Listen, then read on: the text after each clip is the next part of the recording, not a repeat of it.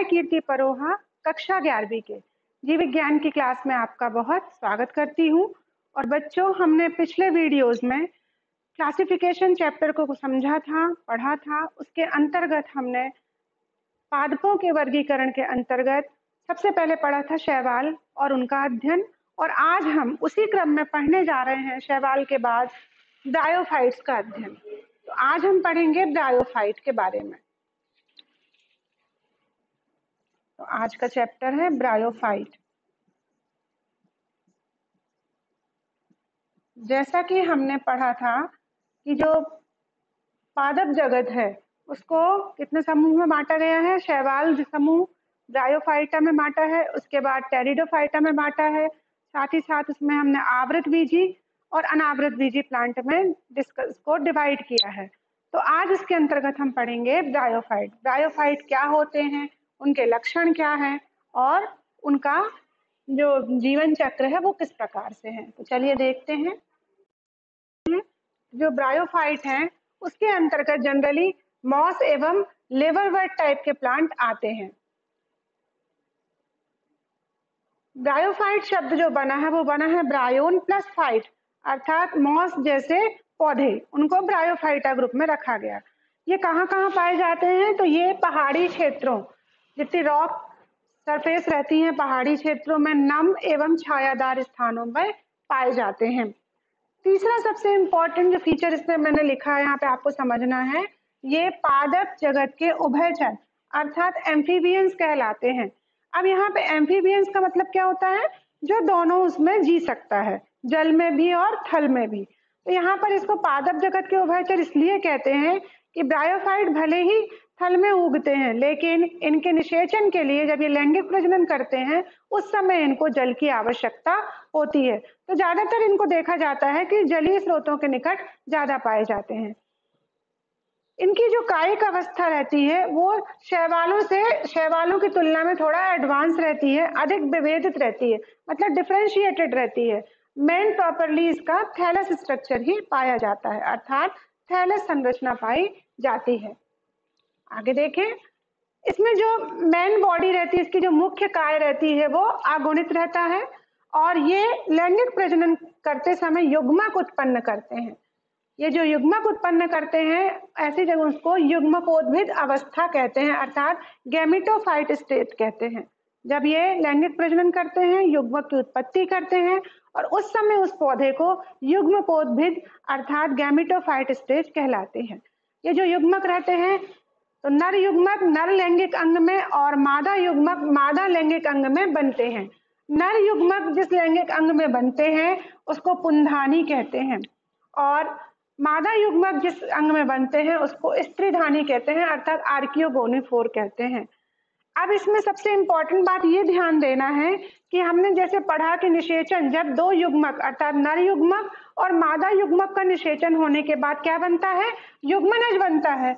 अब इस युग्मनज में आगे विभेदन होकर के बीजाणु का निर्माण होना चाहिए, पर ये यहाँ पर ऐसा नहीं होता। इसमें ये जो युग्मनज है, अर्थात अगर नर युग्मक बने युग्मक अवस्था में ये हैप्लॉइड स्टेज में रहता है अर्थात एन रहता है, तो यहाँ पर युग्मनज बनने पर ये 2n यानी डिप्लॉइड स्टेज में आ जाता है।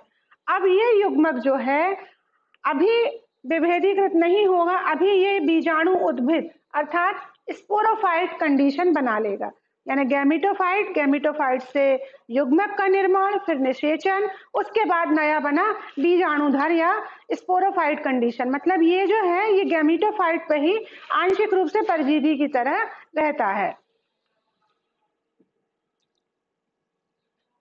स्पोरोफाइट और गैमेटोफाइट साथ साथ रहते हैं, चाहे गैमेटोफाइट के अंदर स्पोरोफाइट जो है वो ग्रो करता है। अब इसका आर्थिक महत्व हम देखें तो कुछ मॉस जैसे होते हैं वो भोजन के रूप में उपयोग किए जाते हैं, कुछ स्तनधारियों के द्वारा, पक्षियों के द्वारा और प्राणियों के द्वारा। इसमें जो स्फैग्नम नाम का जो प्लांट रहता है, मतलब ब्रायोफाइट का सदस्य है, वो इकट्ठा होकर के पीट बनाता है और ये जो पीट है एक प्रकार से ईंधन के रूप में प्रयुक्त होती है। सूखे मॉसेस के जो पौधे होते हैं, चूंकि पैकिंग में जैसे कांच है, कांच की पैकिंग है, खिलौने हैं, बहुत से डेलिकेट ऐसे आइटम हैं, उनकी पैकिंग मटेरियल के लिए ये यूज किए जाते हैं। चूंकि जो इन ब्रायोफाइट प्लांट्स हैं, इनमें पानी रोकने की क्षमता अत्यधिक होती है, अपने से 20 टाइम ज्यादा वाटर रिटेंशन ये कर सकते हैं, इसलिए इनका उपयोग जो होता है सजीव पदार्थों का स्थानांतरण करने में होता है, ताकि उनमें मॉइस्चर या पानी की कमी ना हो पाए। लाइकेन जो होता है, जिसमें मांस लगा हुआ होता है, मांस और लाइकेन का जो कॉम्बिनेशन है वो पारिस्थितिक दृष्टि से बहुत इंपॉर्टेंट है। क्यों है? क्योंकि ये जो चट्टान, जिसका भी हम आगे अध्ययन करेंगे, कि जो चट्टानों का ये अपघटन करते हैं, वहां जहां ये उगते हैं, ग्रो करते हैं, वहां पर ये क्या करते हैं, धीरे धीरे रॉक को उसमें अपघटित करते हैं, छोटे छोटे टुकड़ों में उसको तोड़ते हैं और बहुत सारे मिनरल्स वहां पर रिलीज करते हैं, जिससे हायर प्लांट्स या उच्च कोटि के पौधे ग्रो कर सकें। सबसे इंपॉर्टेंट फीचर्स क्या है कि चूंकि ये सॉइल में अच्छे से पकड़े रहते हैं, इसके जो राइजॉइड्स रहते हैं, मूलाभ रहते हैं, वो सॉइल को पकड़ के बाइंड करके रखते हैं, तो ये मृदा अपक्षरण मतलब जो सॉइल इरोजन है उसको रोकते हैं। अब ब्रायोफाइट को जनरली हम दो भागों में, चूंकि आपके एनसीईआरटी में दो भागों में इनको वर्गीकृत किया है और इसके लक्षणों को डिस्कस किया है, तो वो है पहला लिवरवर्ट और दूसरा है मॉस। इसका हम आगे अध्ययन करेंगे। अब हम अध्ययन करेंगे लिवरवर्ट क्लास के अंतर्गत कैसे इनके फीचर्स रहते हैं। तो सबसे पहले, जैसे कि चूंकि ये ब्रायोफाइट है, तो इनके कुछ फीचर्स तो बिल्कुल सेम, जैसे कि ये नम छायादार स्थानों में पाए जाएंगे, जल स्रोत के पास पाए जाते हैं। इसका जो पादप काय जो होता है, मतलब वेजिटेटिव पार्ट जो होता है, वो थैलसाब यानी थैलस टाइप का स्ट्रक्चर होता है। इस प्रकार से ऐसे स्ट्रक्चर, जैसे मार्केंशिया, रिक्शिया, इसमें पाया जाता है। अब इसका जो थैलस होता है वो पृष्ठाधर का मतलब होता है डॉर्सो वेंट्रल। जो ऊपर की सतह होती है वो कहलाती है पृष्ठ। पत्ती की जो चिकनी सतह होती है, आप नॉर्मल में आपको बता रही है कि पत्ती की जो चिकनी सतह होती है वो डॉर्सल या पृष्ठ सतह कहलाती है, और जहाँ वेन्स वाली पार्ट रहता है पीछे का, उसको कहते हैं वेंट्रल। तो ये कैसे होते हैं? डॉर्सो वेंट्रल टाइप के होते हैं। इसमें जो अलैंगिक प्रजनन होता है वो मुख्यतः विखंडन के द्वारा, और जेमा, एक इनकी पत्तियों पर एक जेमा कप टाइप कैसे जेमा कप जैसे स्ट्रक्चर बनते हैं, ये बड लाइक स्ट्रक्चर होते हैं, और ये जेमा कहलाते हैं, इनको जेमा कप कहते हैं। और ये जेमा बाद में प्लांट अपने पेरेंटल उससे अलग होकर के नए उसको बनाते हैं, सदस्य को। अब इसमें जो लैंगिक जनन होता है, सेम वैसे नर युग्मक पुंधानी में, मादा युग्मक स्त्रीधानी धर्म में उत्पन्न होता है। अब इसमें जो स्पोरोफाइट होता है उसमें एक पार्ट होता है, सीटा होता है और कैप्सूल होता है।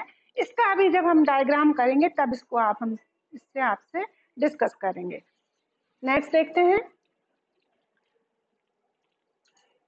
यहाँ हम एक पिक्चर आपको शो हो रही है, तो ये है मार्केंशिया का प्लांट।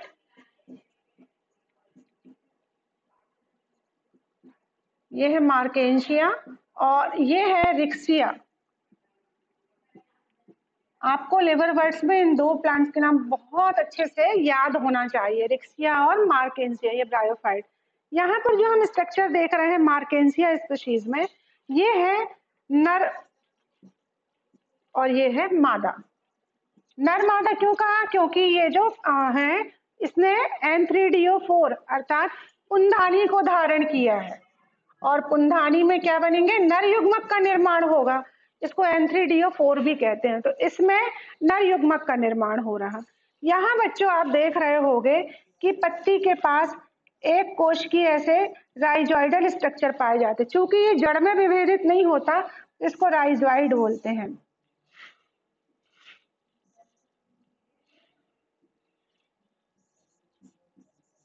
राइजॉइड या मूलाभ भी इसे कहते हैं। जड़ की तरह कार्य करता है पर जड़ जैसा नहीं होता। तो ये मूलाभ है जिससे ये एब्जॉर्ब करता है। इनमें कोई संवहनी ऊतक तंत्र नहीं पाया जाता, जाइलम फ्लोएम जैसे कोई बॉडी नहीं पाई जाती, इसलिए ये छोटे छोटे हाइट में होते हैं। और इसी के थैलस स्ट्रक्चर में से एक डिस्क जैसा स्ट्रक्चर ऊपर बढ़ता है और जो बाद में जाकर के आर की N3DO4 बनाता है, और इस N3DO4 में मेल गैमीट अर्थात नर युग्मक बनते हैं। सेम मादा में अगर हम देखें तो मादा वाला जो है स्पीशीज, उसमें जो ऊपर उठ करके जो स्ट्रक्चर बनाता है उसको कहते हैं आर्किगोनियोफोर अर्थात स्त्रीधानी, और इसमें किसका डेवलपमेंट होगा? फीमेल गैमीट का डेवलप होगा। अब हम बात करते हैं मॉस की। जो एक नया समूह है वो है मॉस। इसमें जो प्रभावी अवस्था रहती है वो युग्मकोद्भिद अवस्था अर्थात गैमेटोफिटिक कंडीशन जो रहती है वो ज्यादा इफेक्टिव स्टेज रहती है। अब ये जो गैमेटोफिटिक स्टेज भी रहती है ये दो पार्ट में अगेन डिवाइड हो जाती है। एक तंतु या प्रोटोनिमा स्टेज कहलाती है और दूसरी कहती है फोलियोज स्टेज या पत्ती की तरह। तंतु या जो प्रोटोनिमा स्टेज कहलाती है इसको हम जुवेनाइल फेज भी कहते हैं। जुवेनाइल फेज क्यों कहते हैं बच्चों?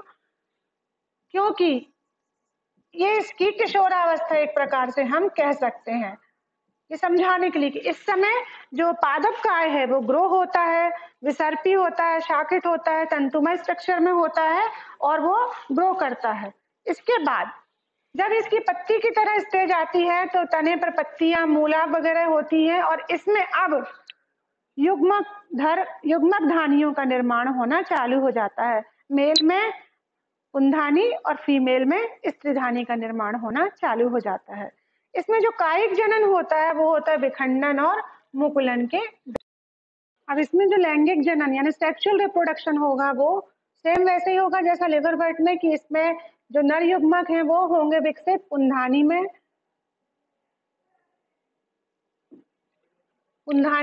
मादा युग्मक विकसित होंगे स्त्रीधानी में, और ये जो होंगे वो प्ररोह की चोटी पर, मतलब जो इसका जो पहला तंतुवत अवस्था है वो ऊपर उठ जाएगा और वहां पर फिर ये N3DO4 और आर्किगोनियोफोर को बियर करेगा।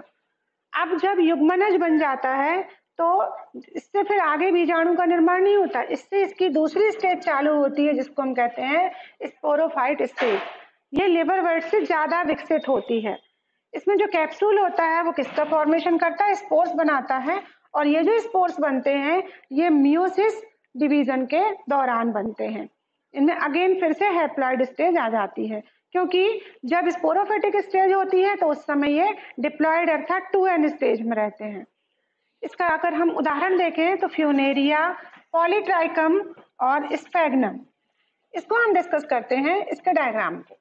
यहाँ पर एक मॉस का डायग्राम बनाया हुआ है, ये मॉस प्लांट है, और इस मॉस प्लांट में हम देखें तो ये जो स्टेज दिखाई दे रही है जहाँ पे राइजाइड है यानी मूलाभ है, मुख्य अक्ष है, पत्ती संरचना है, ये बनाती है युग्मकोद्भिद अर्थात गैमेटोफिटिक स्टेज। इसमें युग्मकों का निर्माण होता है पुंधानी और स्त्रीधानी में। जब युग्मक का निर्माण और फर्टिलाइजेशन हो जाने के बाद इसमें स्पोरोफाइट स्टेज आती है अर्थात सीटा डेवलप होता है, और उस सीटा से इसमें कैप्सूल का डेवलपमेंट होता है। इस कैप्सूल में फर्दर मियोसिस डिवीजन होता है जिससे हैप्लॉइड स्पोर्स निर्माण होते हैं। बाद में ये स्पोर न्यू प्रोजेनी को विकसित करते हैं। और हमको ये बात जरूर ध्यान देने वाली बात है कि ब्रायोफाइट में जो निषेचन होता है वो जल की उपस्थिति में ही होता है, इसलिए इनके लिए जल बहुत आवश्यक है। तो ये था बच्चों ऑल अबाउट ब्रायोफाइट्स, और नेक्स्ट वीडियो में हम डिस्कस करेंगे टेरिडोफाइटा ग्रुप के बारे में। थैंक यू बच्चों।